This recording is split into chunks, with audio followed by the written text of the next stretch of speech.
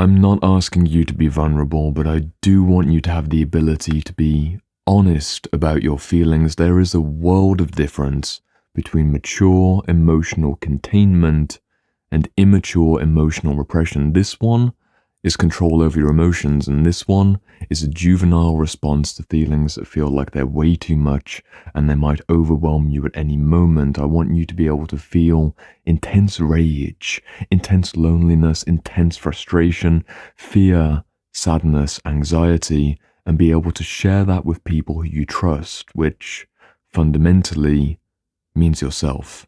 You need to have the ability to be honest with your own emotions.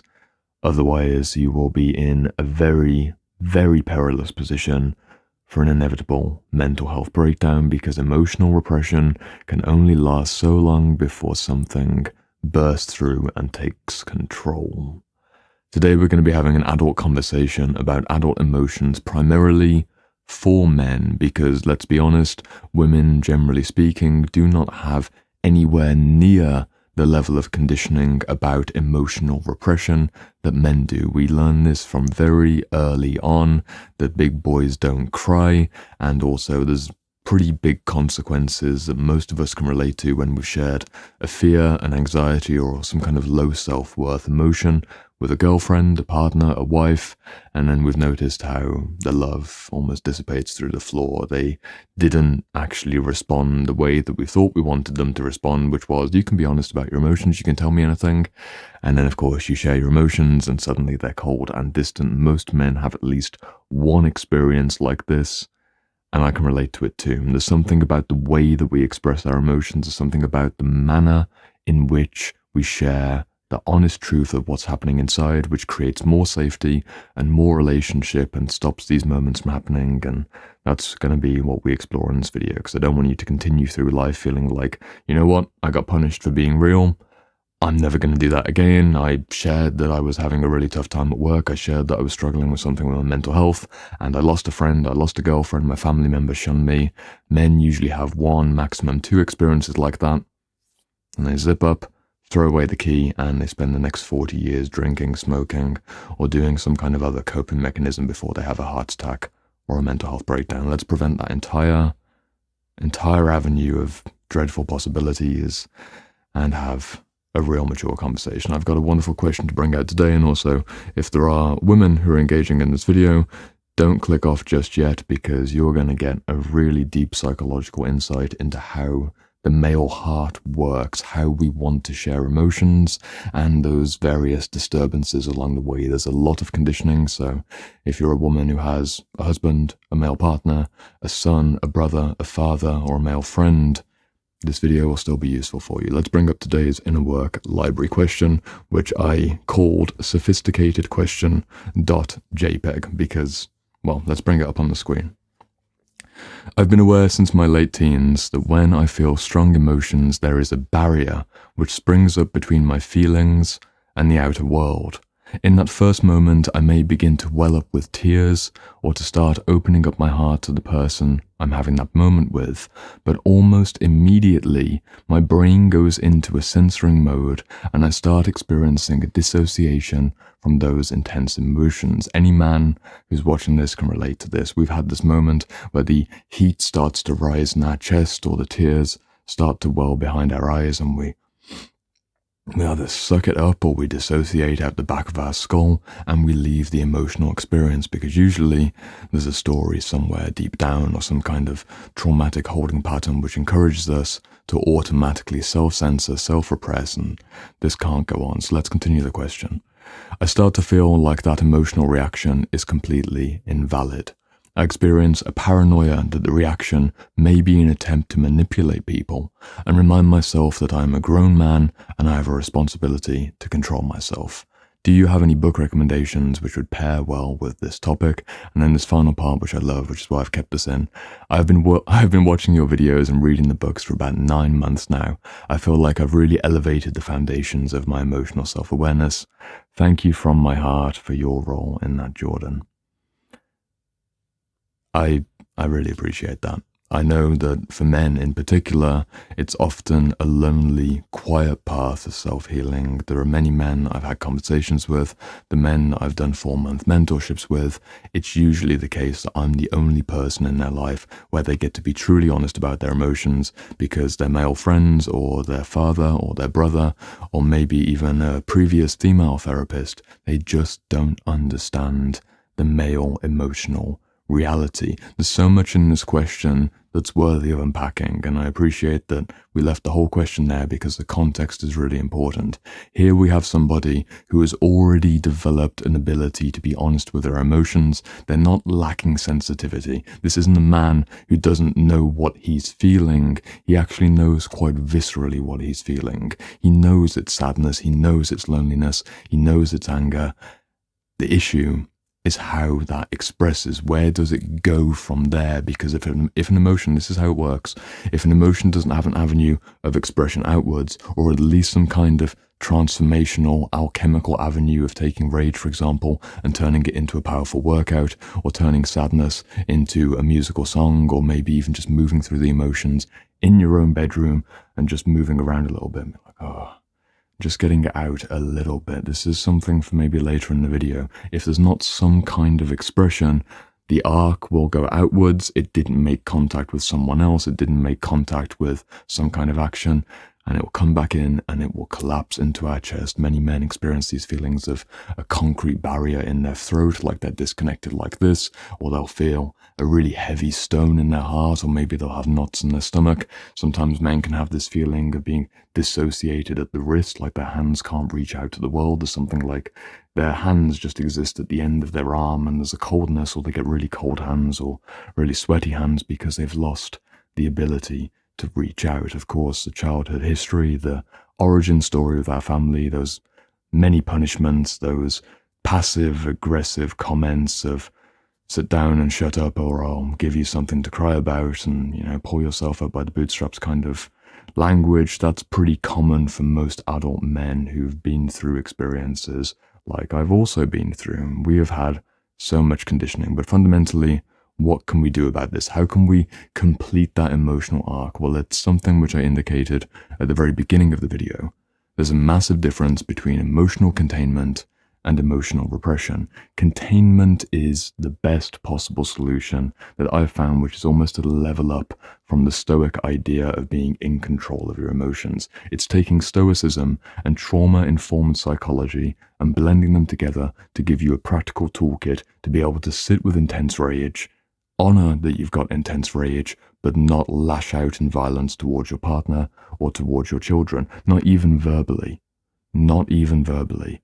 If you're anything like me, when you get into an argument or you get into a discussion, your natural response as a man isn't to start getting angry. Well, this is actually, let's be real about it. My natural response when I was a teenager, when I was upset or when I was in conflict, was to raise my voice and to start name calling and get very aggressive. Never escalate towards physical violence, but I'd go into that heightened, charged, angry man kind of position because that's the example that I saw from my father. That's what I thought male emotion was. It's either intense anger or maybe this apathetic, depressed, alcoholic disconnect. That's it. That's more or less the range of male emotions. Maybe occasionally you can joke around and banter if it's something sports related. I didn't get a lot of role modeling about healthy emotional expression. So naturally, my trauma-informed natural conditioning was a lot of anger. When I first started to get into serious relationships, 17 onwards, and a series of long-term relationships, I realized that I needed to work on my communication skills. I needed to work on my ability to express intense emotions without blowing up on the person who I obviously had some kind of issue with, or maybe the issue was just inside myself. And many years later, I'm now at a point where even if something truly hurtful has been directed towards me, this is how I process it. Let's imagine someone who I really care about has said something intentionally mean, or they've disrespected me in some way. I'll still feel that emotion coming up. Within a second, I know that it's rage. I know that it's a sense of fury. I know that if I don't actively contain the emotion, there's a consequence. There's something that will happen, even if it's just a verbal, sending an arrow with my tongue kind of energy. I don't want to participate in that. I believe that I'm a better man than that, and I try not to fall into those situations. So what I naturally start doing is, rather than getting really angry and saying, I can't believe that you do that, excuse me, who do you think you are? Going to give you one more opportunity to rephrase that kind of energy. I actually lower it right down. And I say, excuse me, I may not have understood that fully. I'm going to give you an opportunity to rephrase that. Maybe I'm hearing that incorrectly. Did you mean this? Or if it's directly obvious that they said something hurtful or something that's very much an intense emotion that was intentionally aggressive, maybe I'll just disconnect. Maybe I'll say, clearly, this is a conversation that isn't going to go somewhere right now. Let's take a break and come back to it. Or if you really want to be courageous, this is particularly something that works well in romantic relationships, the emotional expression, the intense emotion of feeling rage or feeling fury and feeling like you want to defend yourself with your tongue, that push away response. If you can stand there on your 2 feet as a man and say, okay then, what would you like to do about this? I'm sorry you're upset. Let's work through this. And you stay there in that heat. You're not repressing the emotion. You're letting the emotion stay in your system. And this is the honest reality. This is the honest reality of almost every male to female interaction. In an intimate context, at least, an intimate disagreement context, it's your responsibility as the man to hold the emotional frame. And if she's gone somewhere which is emotionally dysregulated, I believe, and I've found it to be the most effective tactic, the most effective way of actually working through these kinds of disagreements, to just lower it down. Lower it down, calm it down, go even slower. Even slower, maintain the eye contact. How would you like to work through this? Let them work through the emotions and lead your own relationship towards a healthier emotional outcome.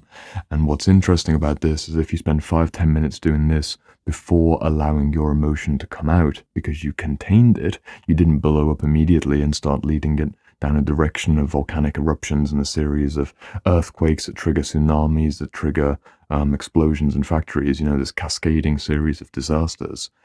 If you waited 5 to 10 minutes until that initial storm's gone and you took the verbal beration, I'm not saying being in an abusive relationship, but one of those normal moments where you've done something or something's going here and there, you get what I'm saying, right? You wait 5 to 10 minutes and then you express strongly and openly, I'm not okay with this. The way that you just spoke to me, that really wasn't on. We can't do this again. Are you willing to blah, blah, blah, blah, blah, blah, blah. It's an acknowledgement that it's not okay. You're being honest about your emotions. Hey, I need to be real with you. The way that you just said that was upsetting. That was hurtful. I don't understand why you disrespected me that way. Can we work on this? General principle, it's a bit jagged. I'm giving some random examples. There's not an exact situation, is to acknowledge your emotions, to express your emotion, and then give an opportunity to repair, to fix, and maintain contact. You're not giving all your emotions over to your girlfriend or your wife or your partner. You're not saying, here's all my emotions, trauma dumping them in their face and saying, I'm upset, I can't believe you did this. What's she meant to do with that? What is she meant to do with that? You've just dumped all of that intensity, all of that frustration, and even if it's quite a relaxed version of it, of like, I can't believe you've done this. That really hurt, like more of a sad, like, that really upset me. Why did you do that? You're offloading the responsibility for your own emotions and asking her to resolve your emotions for you. In an ideal world, I know that we would probably like more instances where we don't have to emotionally contain our emotions first. If something's happened, there's been a crisis, why is it that the man has to contain his emotion, generally speaking, contain his emotion to support those around him before his emotion is then dealt with? It's because there's something about male psychology which makes that our strongest response. There's something about the way that our mind works where we can honor an emotion coming up, and we don't want to start using that emotion as a way of manipulating a situation. This is what came up in the question initially. There was this idea that I don't want to let the emotion come out because if I start using the emotion, I might be manipulating other people. There's that worry that if we're honest about our feelings, it might be taken by one direction or another. Maybe there were a few experiences in childhood where you were honest about your feelings and you had a mother who said, no, no, no, Jordan, don't be like that. I can't believe that you would make me so upset.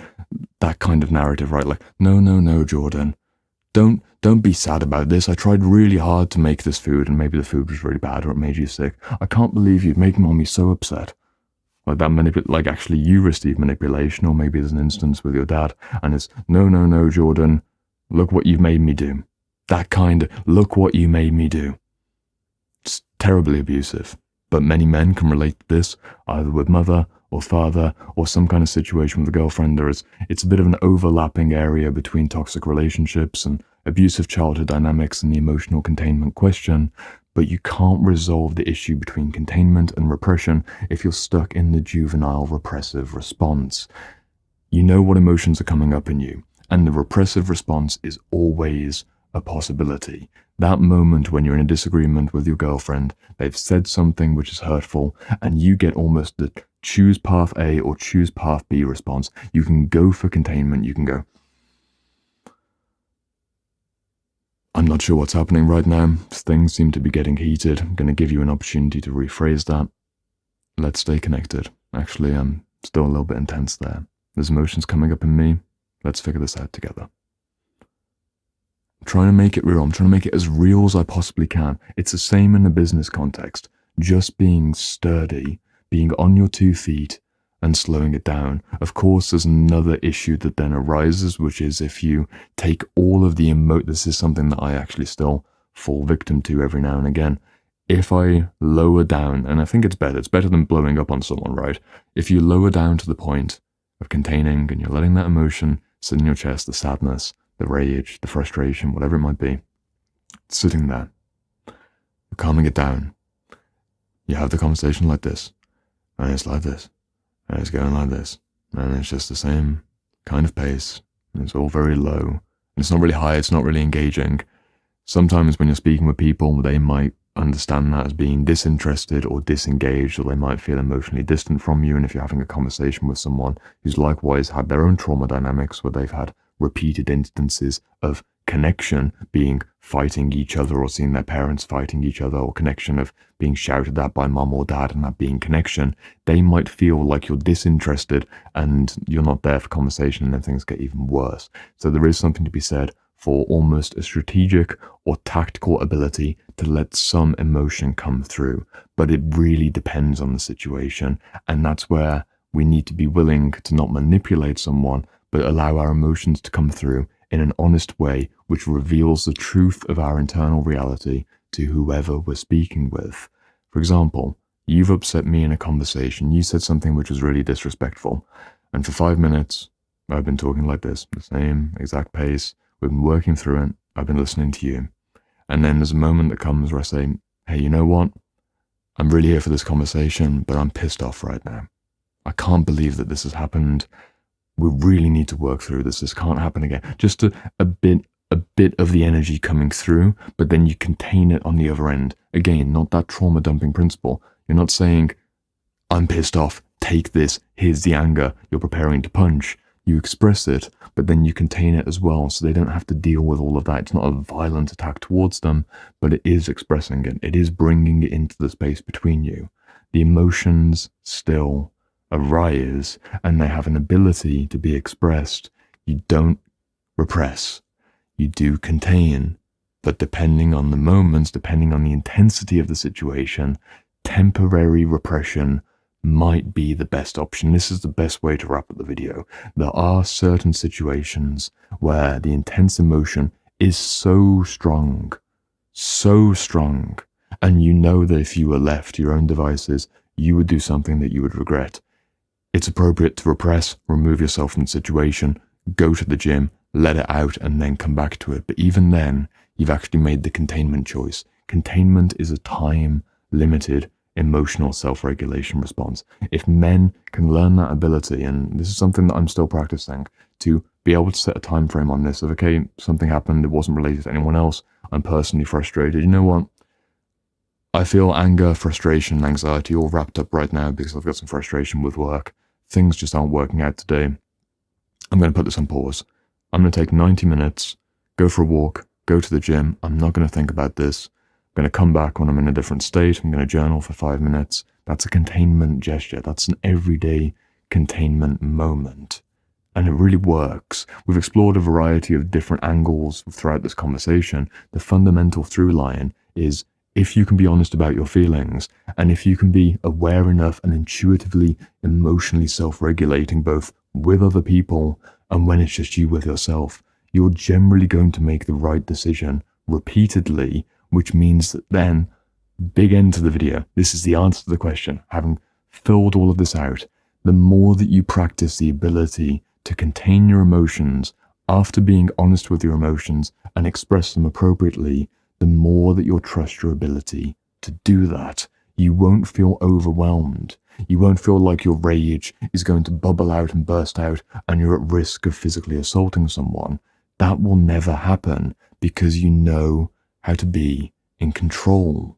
You've practiced it, but it does require practice. You can only feel confident about something which you can actually do. Otherwise, you're just pseudo-inflating yourself into some kind of false self-narrative of emotional mastery. And the reality is, as soon as your girlfriend makes a slightly jagged remark, you're suddenly up in her face and calling her names. It's not a truthful reflection of your actual skill level. It's a skill which can be built, and I find that quite empowering. It's not a case that men don't have emotions or we don't have the ability to be sensitive. Generally speaking, though, we don't want to over-identify with our sensitivity. It's why there's this massive pushback culturally, at least amongst the kind of men that I have as friends or my male clients, of this idea of it's okay to cry, and that overblown response, that over-feminized response of taking the fire out of men, and it's okay to cry, don't worry, toxic masculinity conversations, blah, blah, blah, blah, blah. I'm not talking about that. I'm not talking about that. You're this far into a video on a higher level adult conversation about the genuine responsibilities of showing up as a responsible man in the world, while also having the ability to be honest about your own feelings. There's a space in between, and that containment aspect, that 5-10 minutes of let's see what happens out there in the world, let's make sure everyone else around me is safe, and then I'll come back to my emotions, and having support systems in place, having a therapist, having good friends, having ideally a partner that understands, and gradually over time, this is a whole nother conversation. If you're working with your partner and you have this ability to bring out communications regarding, hey, I notice I have this issue around disconnection, this issue around anxiety, this issue around anger, I'm going to keep learning how to share this in a way where it won't be dumping all my energy on you, but I do need you to step up as my supportive girlfriend, wife, partner, whatever it might be, to share that space with me. And I'll need your healing energy. I'll need your nourishment. I'll need that peace that you can give me. Would you like to build this relationship with me? You give a woman an opportunity.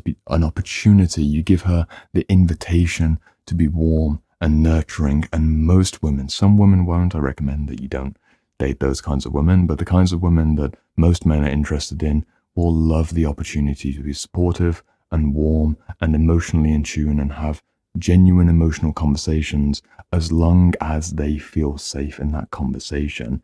If they start to feel threatened, if they start to feel like you're going to blow up at them, if they start to feel like you're expressing way too much emotion that they don't know what to do with, they're going to disconnect, and it won't feel safe. It's a bit of a tricky issue, right? They need to feel safe enough to then give you support. So it then requires emotional containment for your own ongoing emotional situation. And I think this is just the reality of being a man, and generally speaking, we're stronger, we're bigger, we're scarier, we have the ability to cause more damage than the women that we fall in love with. So just being aware of our presence and our energetics, it is important. And all this being said, in a conscious relationship, if you're in an abusive or otherwise degrading relationship, or you've got friendships or family relationships like this, don't assume that they also want to be supportive. Some people are just pretty dreadful people, and I'd recommend that you create a lot of distance from them and just process with your journal or a therapist, or read some of the books that are on this channel. I actually haven't brought out any of the book recommendations. I just remembered that in the questions, do you have any book recommendations for this topic? And guess what? Surprise, surprise. Clearly, I don't. I don't have a direct book recommendation for building emotional resilience and being able to express honestly as a man, because it's about the practice of doing that. I've given a variety of examples about communication skills, but the principle is acknowledge your emotion while taking some of the emotion out of it if you're in a conversation with someone, but then come back to it. And it's hard. It's hard because I can't be intellectually dishonest with you. I can't say this is how you do it, which is kind of what the male brain would want. Like, this is the strategy, this is the steps, this is the conversation. Say this, then say this, then say this, or do this practice, then this practice, then this practice. Unfortunately, if we're going to be honest about our emotions, we need to be honest about the ever-shifting nature and the contextual nature of our emotional tendencies, which means a hell of a lot of trauma work.